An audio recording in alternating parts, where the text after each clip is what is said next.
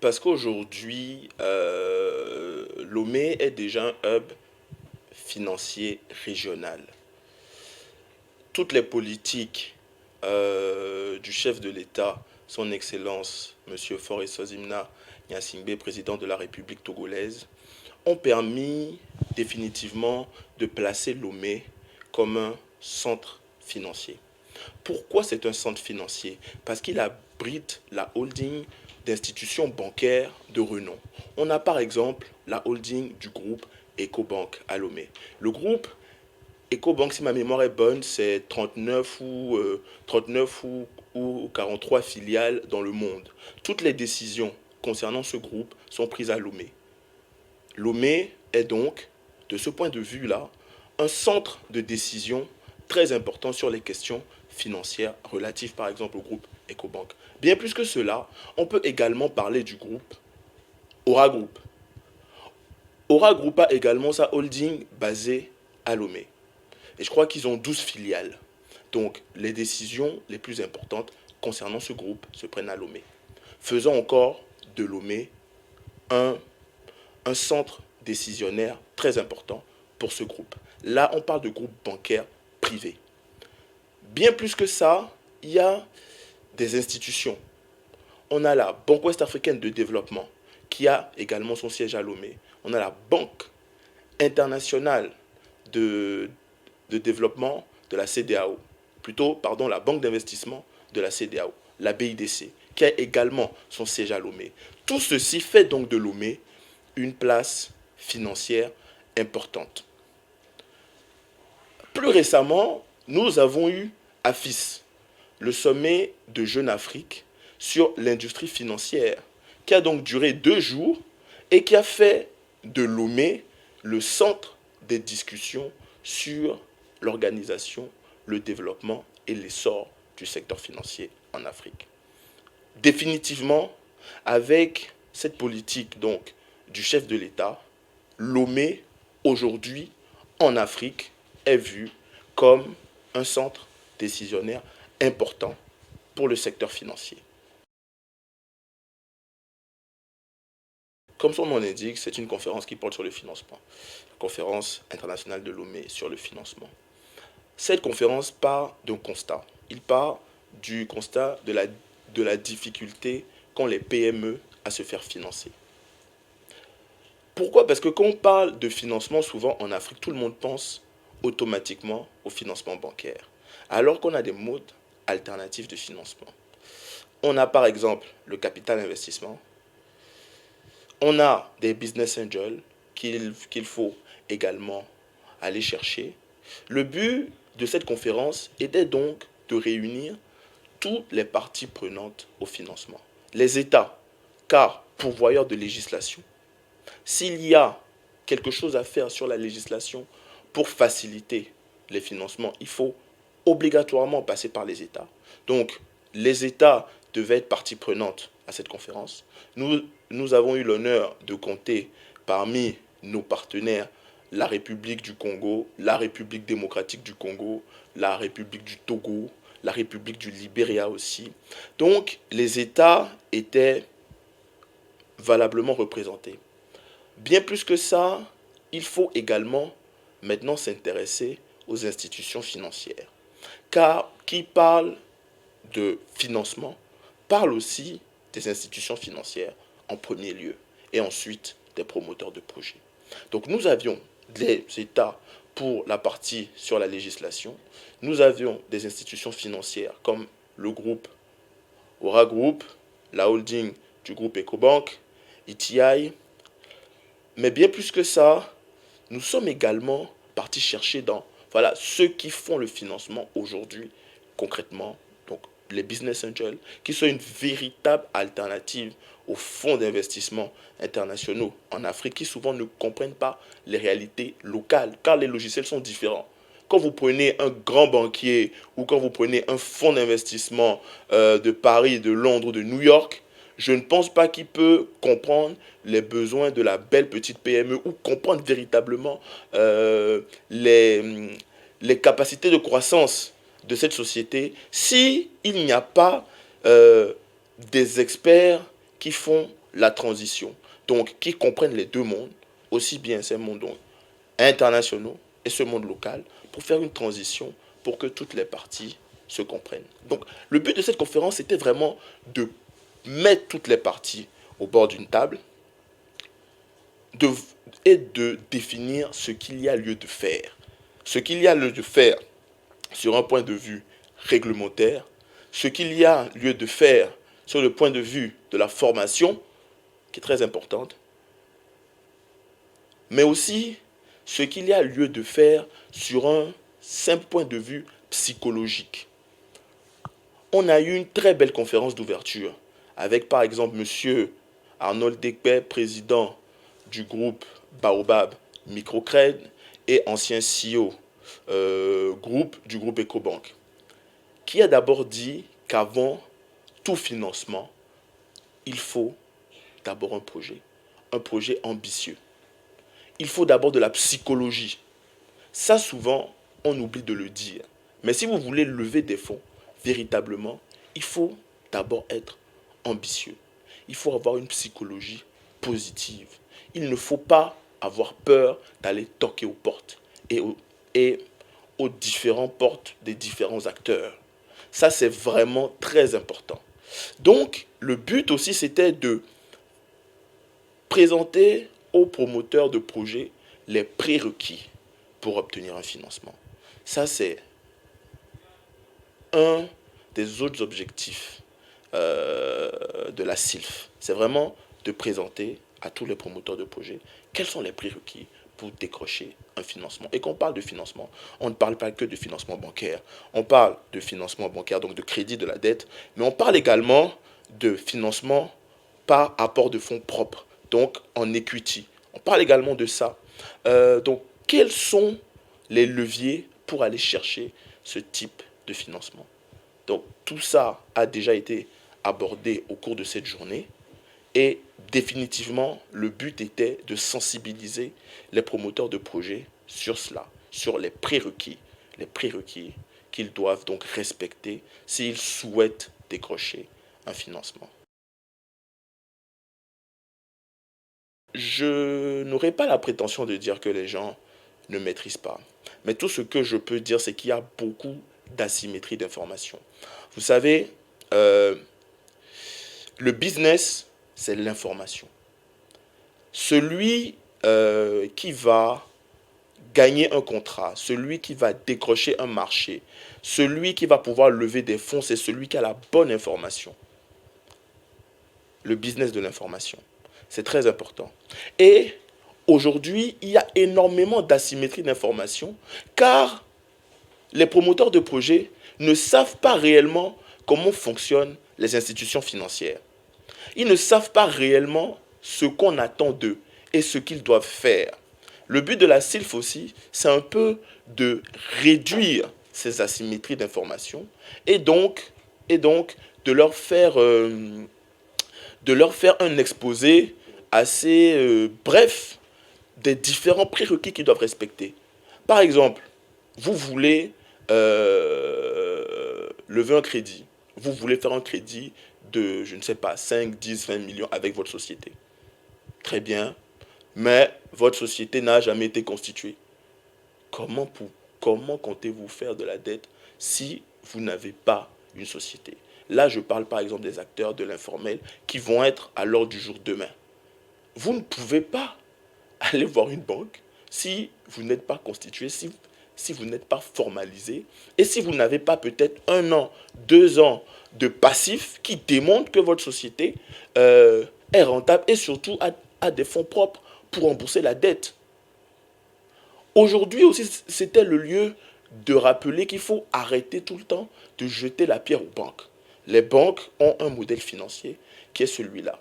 Il faut qu'elles soient remboursées. Un crédit est fait pour ensuite être remboursé. Si le banquier n'a pas la certitude que vous pourrez rembourser son crédit, il ne vous prêtera pas d'argent. Le monde est ainsi fait. Donc, ça c'est très important. Comme ça, au moins, celui qui est dans une situation où il n'a quasiment pas de chance d'aller décrocher un crédit bancaire au vu de sa situation, on lui fait comprendre que, ah, cher ami, au vu de cette situation-là, il faut peut-être oublier la dette et se tourner vers un mode alternatif de financement. Peut-être aller directement voir des fonds de garantie. Aujourd'hui, plusieurs États ainsi que des institutions de financement du développement, comme la BAD par exemple, ont créé des fonds de garantie. C'est le cas par exemple d'Africa Guaranteed Fund, AGF. C'est quoi le rôle d'AGF? C'est que lorsque vous êtes une entreprise et que vous n'avez pas de fonds propres pour garantir vos dettes, parce que voilà, la, la situation économique est morose, ce n'est pas simple donc d'avoir ces fonds propres, ben, les États et les institutions donc, de financement du développement ont pris cette décision-là d'aider les promoteurs de projets en leur donnant des institutions qui vont venir garantir leurs dettes. Le sujet est celui-là. Si on crée de telles institutions, c'est bien parce que les sociétés elles-mêmes ne peuvent pas garantir leurs dettes. Pourquoi? Parce qu'elles n'ont pas assez de fonds propres. C'est bien ça le sujet.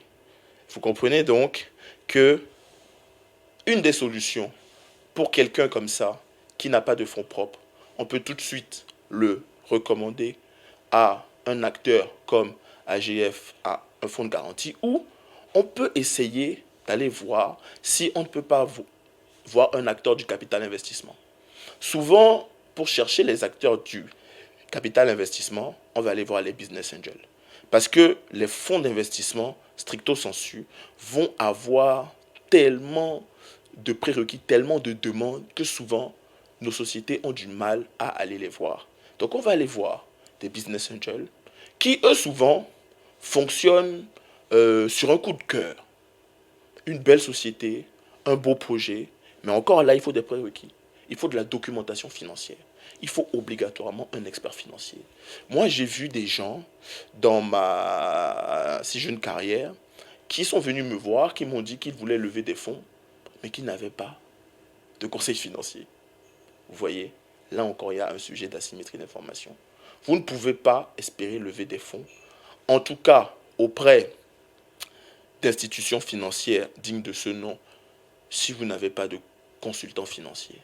C'est vraiment compliqué. Donc, le cœur de tout ça aussi, c'est l'information. Et la CILF, sa fonction primordiale, c'est de fournir de l'information. C'est vraiment cela. Mais fournir de l'information dans les deux sens. Fournir de l'information aux promoteurs de projets pour leur dire, attention, voilà les attentes du secteur financier. Mais fournir également des éléments d'information au secteur financier pour leur dire que c'est vrai, si souvent il y a telle difficulté, cela est dû peut-être à tel et tel ou tel facteur que les promoteurs de projets rencontrent. Un secteur particulier où ce que je viens de dire est véritablement palpable, c'est le secteur agricole. Les banques souvent ont beaucoup de difficultés à financer le secteur agricole. Pourquoi? Parce que le secteur agricole est un secteur différent. Et les banques n'ont pas les moyens véritablement de comprendre ce secteur. Lorsque vous êtes banquier, que quelqu'un vient vous voir avec son projet, ben, vous êtes d'abord banquier, vous êtes financier, vous n'êtes pas un spécialiste d'agronomie ou de projet agricole qui va pouvoir aller comprendre vraiment le business.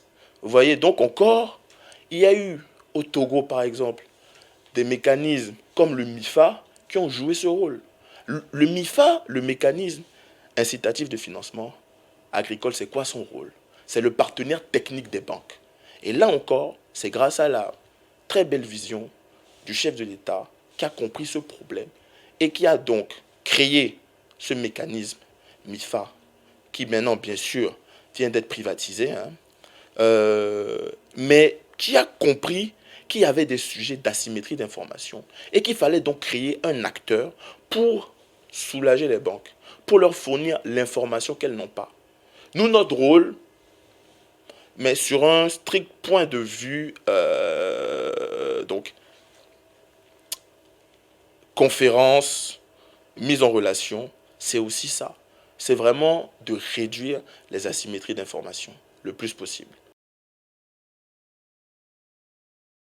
Moi, je ne suis qu'un simple conseil juridique qui a des idées, qui peut faire des propositions.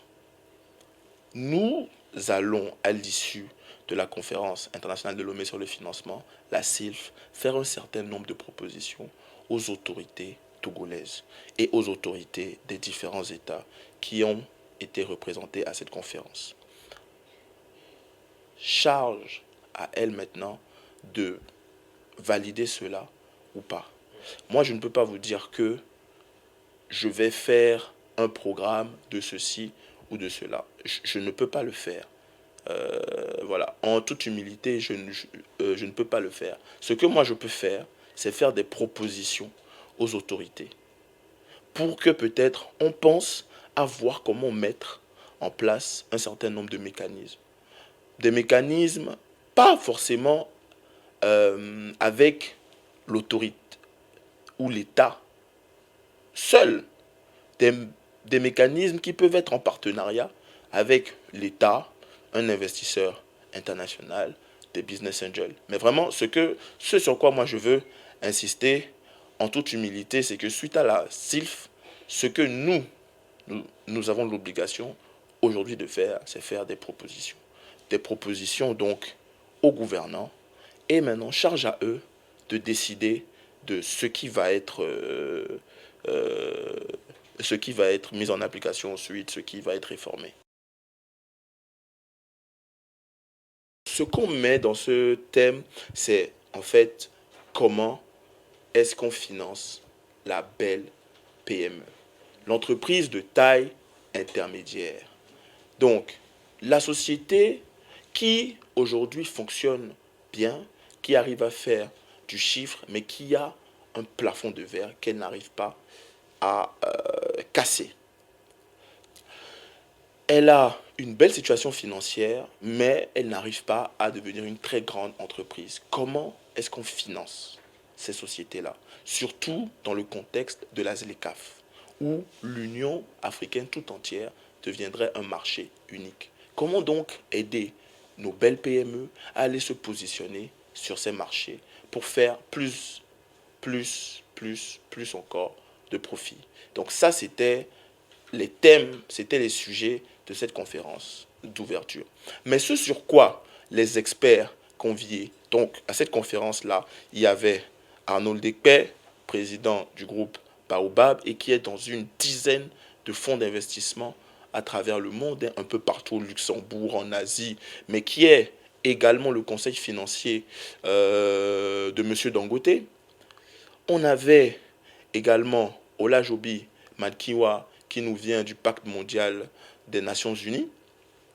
Nous avions également sur ce panel Cecilia Akintomide, qui est la conseillère spéciale du groupe CEO du groupe EcoBank. Elle était modératrice. Donc tout ça pour vous dire que c'était un panel riche. Mais ce sur quoi ils sont revenus, c'est qu'en fait, avant de penser à financement, avant de penser au financement, à la stratégie de financement, il faut d'abord penser au projet. Il faut d'abord penser à la personnalité de l'entrepreneur. Car ce qui fait un projet, c'est d'abord celui qui le porte. Donc, quelle est sa psychologie? Quelle est son ambition? Ça, c'est vraiment essentiel. Et ce n'est que lorsque tous ces critères-là vont être remplis que qu'on est face à quelqu'un d'ambitieux, à quelqu'un qui sait ce qu'il veut, qui définit ses plans, qu'ensuite on peut maintenant aller parler de financement. Mais quand on parle de financement, quelles sont les principales sources de financement pour une société pareille? Il y a la bourse aujourd'hui. Il y a la bourse. Il ne faut pas, il ne faut plus se le cacher. Avec par exemple la BRVM, où c'est encore un Togolais, le docteur Félix Koscieldo Amenouvé, qui est donc le directeur général de la bourse de l'UEMOA, la bourse qui couvre tous les pays de l'UEMOA. euh, la bourse peut s'avérer être une alternative parce que aujourd'hui, la BRVM a par exemple créé un compartiment dédié aux PME. Donc aujourd'hui, si je puis dire, un peu plus simple d'aller faire une IPO, d'aller faire une introduction en bourse. Mais par contre, il faut que cette PME, voilà pourquoi je parle bien. Là, on ne parle pas d'acteurs informels, on ne parle pas de quelqu'un qui vient de créer sa société il y a un an. On parle d'entreprise de taille intermédiaire. Donc on parle de quelqu'un quand même qui a du passif et qui juste a un plafond de verre qui l'empêche de devenir une grande société. Donc il y a ça. Ensuite, il y a également le capital investissement. Il y a l'investissement donc par rapport de fonds propres, qui est une autre alternative. Mais il y a également les banques. Donc le sujet, ils l'ont bien traité, a tourné autour de tout cela, mais ils ont vraiment insisté.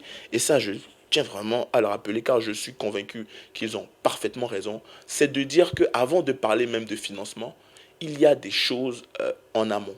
Ces choses en amont, c'est la psychologie, la compétence et l'ambition. À l'issue de la SILF, on aura le sentiment du devoir accompli si au moins l'une de nos propositions est donc suivie par les autorités. Je pense à quelque chose de très simple qui a été abordé par Liban Solman. Liban Solman, c'est un financier international. C'est l'ancien chef de cabinet pendant 4 ans du président Ali Bongo et qui est aujourd'hui dans les fonds d'investissement locaux au Rwanda qu'a créé le président Kagame. Liban Solman aujourd'hui a dit quelque chose sur les levées de fonds. Aujourd'hui, il y a un vide juridique sur les sujets de levée de fonds par augmentation du capital. Le droit OHADA qui s'applique à presque tous les pays d'Afrique francophone, hein, donc voilà, le droit donc OHADA prévoit que pour tout type de société, pour sa constitution, il faut un acte notarié. Il faut passer par un notaire.